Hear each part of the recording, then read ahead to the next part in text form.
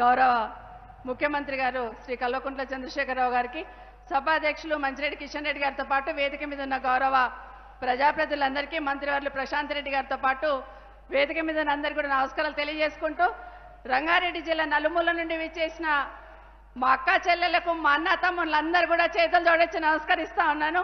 మీరందరూ కూడా ఈరోజు ఈ కలెక్టరేట్ ఇనాగ్రేషన్కి వచ్చి గౌరవ ముఖ్యమంత్రి గారిని మనస్ఫూర్తిగా ఆశీర్వదించడానికి వచ్చిన మీకు అందరికీ కూడా ప్రత్యేకంగా ధన్యవాదాలు.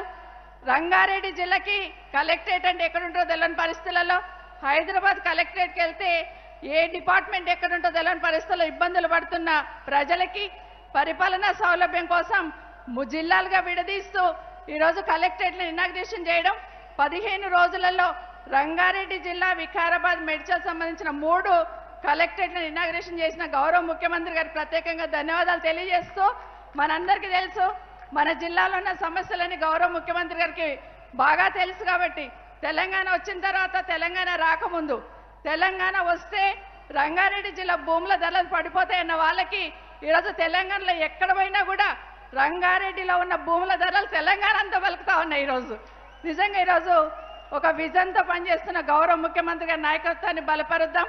తప్పకుండా వారు ఈ రాష్ట్రానికి శ్రీరామ రక్ష కేసీఆర్ గారి నాయకత్వాన్ని మరొకసారి తెలియజేస్తూ, ప్రత్యేకంగా గౌరవ ముఖ్యమంత్రి గారికి ధన్యవాదాలు తెలియజేస్తూ సెలవు తీసుకుంటున్నాను.